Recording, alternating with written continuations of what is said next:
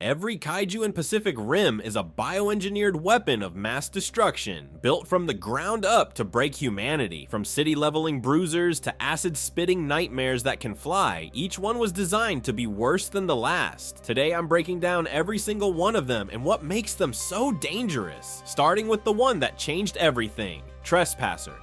The weakest kaiju in the entire franchise is also the most important one, and I can prove it. Trespasser, nicknamed Axehead for obvious reasons, was the first kaiju to crawl out of the breach in 2013. Category 1 on the Serizawa scale, the absolute bottom of the totem pole, and it still took 6 days and a nuclear strike to kill. Let that sink in. The smallest, weakest, most basic kaiju the precursors ever sent required humanity to nuke its own coastline just to stop it. That massive axe-shaped head functioned as a battering ram and cutting blade, carving through San Francisco like wet cardboard, tens of thousands dead. The Golden Gate Bridge became the poster image for the end of the world. Tanks, fighter jets, naval bombardments, none of it worked. The military threw everything at this thing for days, and it just kept walking. Here's where it gets interesting. The nuke worked, sure, but you can't nuke downtown San Francisco every time a monster shows up, which is, you know, not ideal. So the world's governments collectively said, we need giant robots. And honestly, fair enough. Trespasser didn't just destroy a city, it created the entire Jaeger program because a Category 1, the weakest possible classification, was already too much for every conventional weapon on the planet. But if you think the first kaiju was a nightmare, wait until you see what crawled out of the ocean next. Onibaba.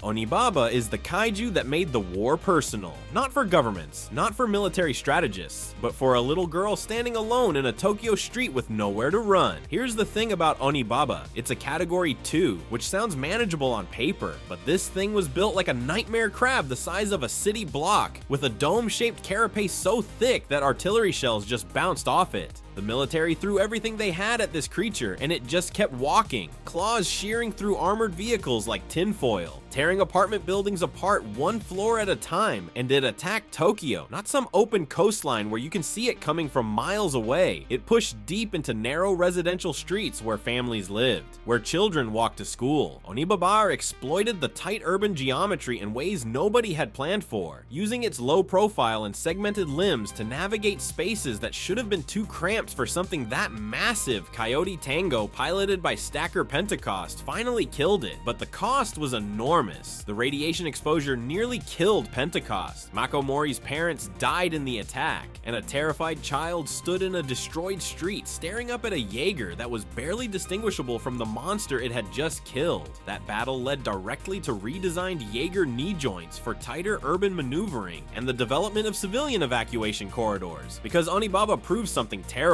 These things don't just destroy cities from the outside, they crawl inside them. But if one crab monster in Tokyo was bad, wait until a blade-headed nightmare shows up off the coast of Alaska and proves that even veteran Jaeger pilots aren't safe. Knifehead.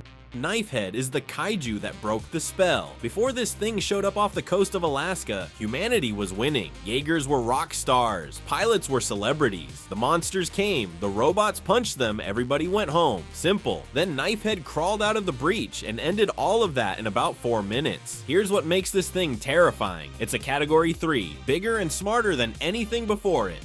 But the real problem isn't its size, it's that blade. Knifehead has this enormous tapered skull that functions like a biological battering ram, hydrodynamically designed to build speed underwater and drive forward with the full momentum of a creature weighing thousands of tons. One thrust punched straight through the chest plate of a Mark III Jaeger, and it didn't just stab Gypsy Danger, it grappled her first. Knifehead has 4 arms, 2 primary and 2 secondary, all built for locking a target in place while it lines up the kill shot, which is, you know, not ideal, but the worst part is the feint. The Beckett brothers intercepted Knifehead in open water, landed solid hits, and drove it beneath the surface. It looked dead. It wasn't. Knifehead resurfaced and rammed its blade directly through Gypsy's con pod, killing Yancey Beckett instantly. Rowley put it down with a point-blank plasma cannon shot, but the damage was done. That single fight shattered public confidence in the Jaeger program. Politicians cut budgets. Generals started building building walls. The kaiju didn't just kill a pilot that night, they killed the idea that humanity had this under control, and Knifehead proved the monsters weren't just getting bigger, they were getting tactical. That underwater feint wasn't instinct, that was a calculated move. The arms race had officially tipped, and humanity was now on the losing side. But if you think a wall was gonna fix that problem, wait until you see what Mutavore did to Sydney.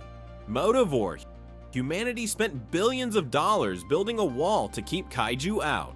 Mutavore broke through it in seconds, on live television, which is, you know, not ideal.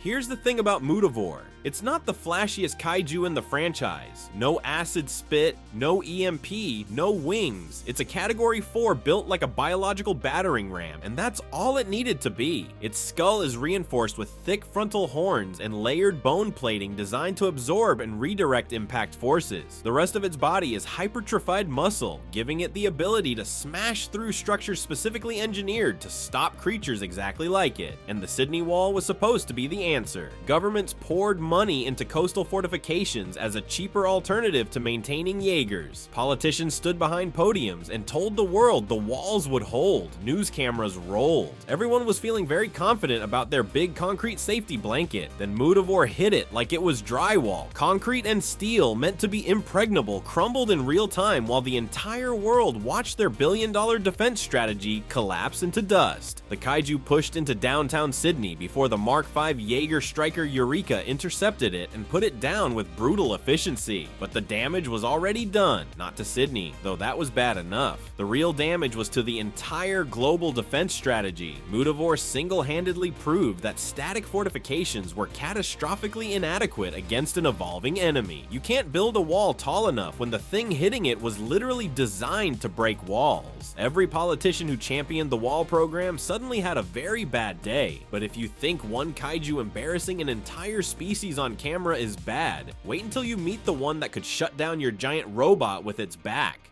Leatherback. Most kaiju want to kill you. Leatherback wants to turn you off first and then kill you, which is, you know, not ideal. Classified as a category 4, Leatherback looks like someone crossed a silverback gorilla with a nuclear submarine and gave it the worst personality imaginable. Massive upper body, knuckle-walking stance, built specifically for grabbing giant robots and ripping them apart like action figures. But raw strength isn't what makes Leatherback terrifying. Built into its back is a specialized organ capable of releasing a massive electromagnetic pulse. One burst and every digital system within range just dies. Screens go black, targeting fails, power cores flatline. You're standing inside a 250-foot machine that just became a 250-foot coffin. That's exactly what happens during the Hong Kong assault. Leatherback fires its EMP and instantly shuts down both Cherno Alpha and Crimson Typhoon mid-combat. 2 veteran Jaegers, crews still inside, standing completely motionless in the harbor. No weapons, no movement, nothing. And then Leatherback walks over and tears them apart by hand, because at that point, what are they going to do about it? Here's the thing, this isn't just a monster with a cool trick. The precursors looked at humanity's most advanced weapons and said, what if we just turned them off? Every upgrade, every billion-dollar improvement to Jaeger technology became a liability the second Leatherback showed up. And the cruel irony? The one Jaeger that survived was Gypsy Danger, a beat-up Mark III running on a nuclear reactor and analog controls. Too old to be affected, too primitive to be shut down. Turns out, outdated and EMP proof are the same thing when your enemy can flip the off switch on anything modern. But if Leatherback is the kaiju that turns your weapons off, its partner is the one that makes you wish they'd stayed off. Otachi is the Swiss Army knife of kaiju, and every single tool on it wants to kill you. Most kaiju have a thing, one gimmick, one specialization. Otachi has 3. It fights on the ground like a category 4 should. It spits acid that melts through Jaeger armor like wet cardboard. And then, just when you think you've got a handle on the situation, it sprouts wings and flies away with your entire robot, which is, you know, not ideal. The acid comes from pressurized glands in its mouth that project corrosive fluid capable capable of eating through reinforced steel and entire building facades at range. This isn't some last resort defense mechanism. It's a primary weapon that turns every engagement into a ticking clock because your armor is literally dissolving while you're trying to punch the thing. Then there's the tail, a long prehensile nightmare tipped with a tri-pronged claw that functions as both a whip and a grappling hook. Otachi uses it to lash, grab, and ragdoll Jaegers through city blocks. It strikes from angles pilots can't anticipate and turns tight urban streets into kill boxes. But here's where it gets genuinely insane. Mid-fight, Otachi unfurls membranous wings, grabs Gypsy Danger, and carries a several thousand-ton robot into the upper atmosphere. Hong Kong's skyline became a vertical death trap before Gypsy deployed its chainsword and bisected the thing in mid-air. Except when they examined Otachi's corpse, they found a fetus inside it, a fully developed baby kaiju ready to go. Otachi wasn't just a fighter, it was a carrier, a delivery system for seeding new kaiju behind enemy lines. The precursors weren't just sending weapons through the breach. They were sending entire reproductive platforms, and if one multi-role nightmare wasn't enough to ruin your day, wait until you meet the thing built purely for speed. Raiju. Every kaiju up to this point fought in cities. Bright lights, crumbling skyscrapers, civilians running through streets. Raiju doesn't get any of that. Raiju fights in the dark, at the bottom of the ocean, under pressure that would crush a submarine like a soda can. And that changes everything. Raiju is a Category 4 built exclusively for underwater speed kills. Its body is sleek, hydrodynamic in a way no previous kaiju bothered to be. Where Leatherback is a gorilla, Raiju is a torpedo with teeth. It cuts through deep water like it was designed in a wind tunnel, which, knowing the precursors, it probably was. But the real nightmare is the head. In its default state, Raiju's skull is sealed shut, forming a smooth armored shell that doubles as a battering ram, almost featureless, almost safe. Then it attacks, and the entire head splits open to reveal a circular maw lined with inward-facing teeth, glowing from the inside like some deep-sea anglerfish that got way too ambitious. So you've got a creature simultaneously wearing a helmet and hiding a bear trap inside it, which is, you know, not ideal for anyone trying to punch it. The precursors deploy Raiju near the breach during humanity's final push to end the war. Gypsy Danger and a critically damaged Striker Eureka are descending into total darkness, and Raiju is there to make sure they never reach the bottom. It darts in and out of sensor range, striking at joints before vanishing into the black. Fighting kaiju in a city is hard. Fighting one you can't see, moving faster than you can turn, in an environment that slows your every movement to a crawl. Different sport entirely. Gypsy's chainsword catches Raiju mid-charge and carves it apart, proving that sometimes the simplest weapon is the only one that functions when everything else fails. But if you think One Speed Demon was bad, wait until you meet the thing that was backing it up. Scunner. Every team needs a tank. Not the flashiest player on the field, not the one making highlight reels, but the one standing in the middle of the chaos, absorbing everything thrown at them so everybody else can do their jobs. That's Scunner. Scunner is a Category 4 kaiju deployed during the final assault on the breach, and its entire design philosophy can be summed up in 4 words. Hit hard, don't die. Where Raiju was built for speed and Slattern was built to command, Scunner was built to stand in front of both of them and make sure nothing got through. The precursors basically said, we need something that can take a nuclear-powered robot fist to the face and just keep walking. Its body is covered in thick, rock-like ridged armor plates layered on top of each other like geological strata. Multiple horns jut forward from a massive battering ram head designed for exactly one thing, running into stuff really hard. The whole creature looks like someone carved a kaiju out of a cliff face and then gave it legs, which is, you know, not ideal if you're the Jaeger trying to punch through it. During the deep sea battle near the breach, it absorbed damage that would have killed most kaiju outright. Hits that would have dropped a knife head just chipped away at Scunner's layered armor while it kept swinging. It didn't need acid. It didn't need an EMP. It just needed to be in the way, and it was exceptionally good at being in the way. But what really makes Scunner interesting is what it represents. By this point, the precursors were fielding coordinated squads with defined roles. Raiju flanks at high speed, Slattern Slattern commands the field, and Scunner is the front line, the trench breaker, the thing that physically blocks your path while its teammates tear you apart from the sides. Not every kaiju needs a gimmick. Sometimes the gimmick is just being an immovable wall of armor and horns that refuses to stop fighting. But if Scunner is the shield, then the thing standing behind it is the sword, and that sword is the single most powerful kaiju humanity had ever encountered, Slattern.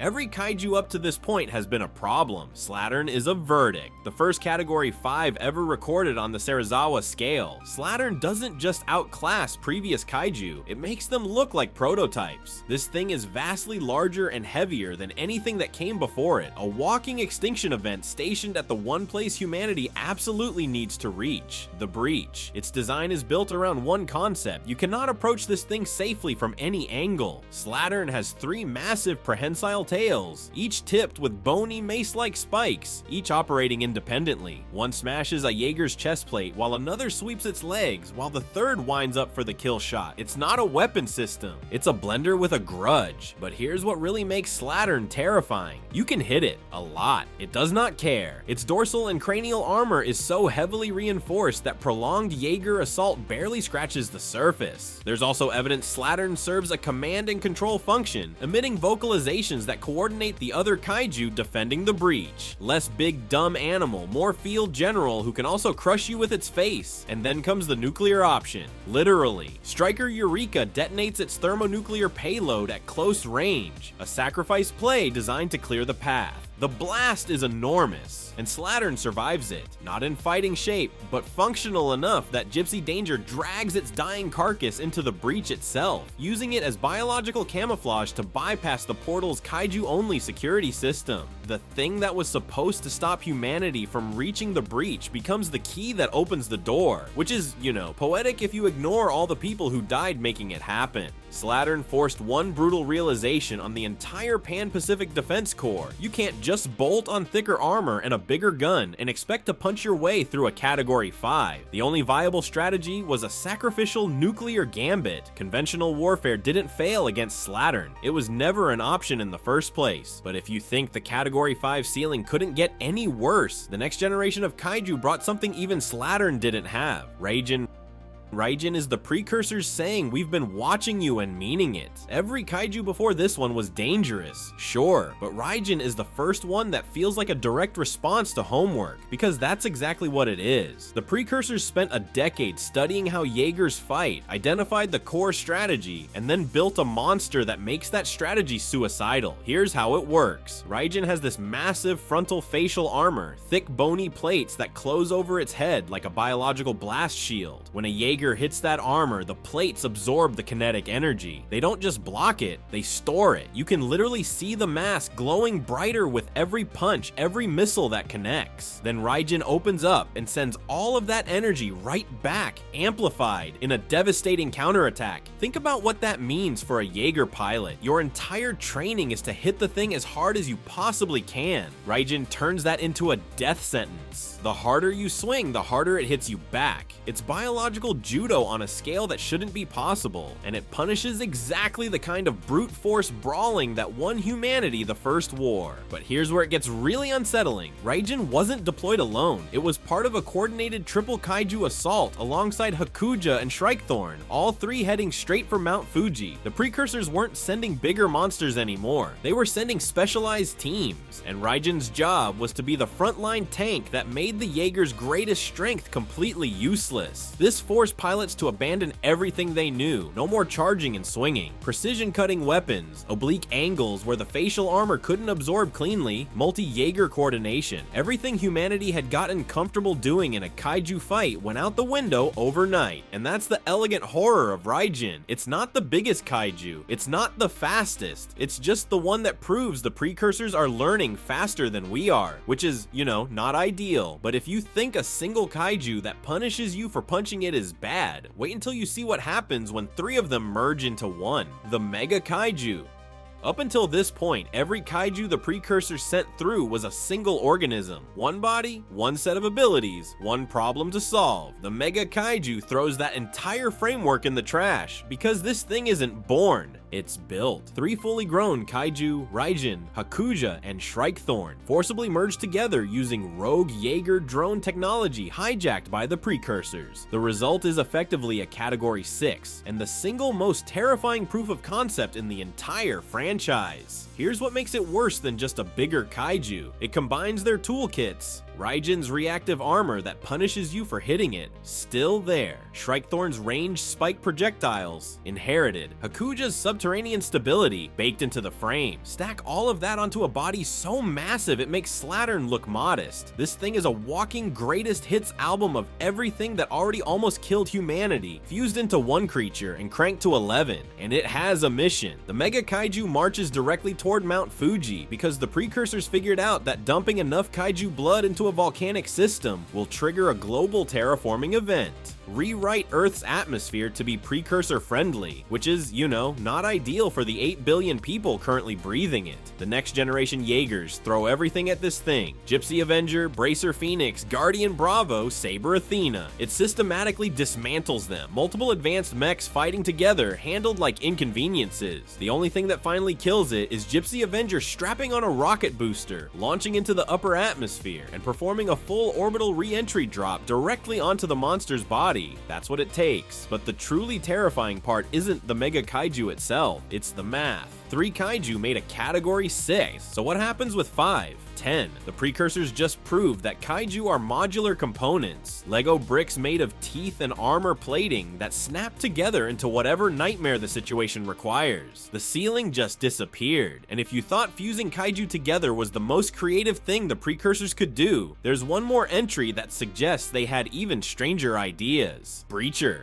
Every Kaiju we've talked about so far has one thing in common. They're big. Breacher looks at big and laughs. This thing is the ceiling, the absolute upper limit of what the Breach can spit out. Breacher is a Category 6 Kaiju, the highest classification ever assigned. We're talking about a massive bipedal nightmare built like a siege engine wrapped in organic armor plating. Everything about its design screams final wave, the kind of thing you send when you're done testing defenses and ready to end the war. Its physical frame is built for exactly what its name implies. Breaking through, heavily armored, dense, with limbs designed to deliver catastrophic structural damage. Think less agile Predator and more living battering ram that also happens to be the size of a skyscraper. Every previous Kaiju was an escalation. Breacher is the conclusion. Here's where it gets terrifying. Every defense humanity ever built, the Jaegers, the walls, the Shatter Domes, all of it was designed around fighting things that were already pushing limits at Category 4 and 5. Breacher exists beyond those limits. A Category 6 isn't just incrementally stronger, it's the point where the power scaling breaks the system entirely, and that's the real horror. It doesn't need to be clever, it doesn't need to be subtle. Breacher is the precursors saying we're done with the warm-up rounds. Pure, overwhelming, unstoppable force deployed when every other strategy has softened the target enough. It's the point where you stop asking, can we kill it, and start asking, what do we even hit it with? The Kaiju War was never about punching monsters, it was about surviving long enough to close the breach. Breacher is what happens when you don't close it fast enough.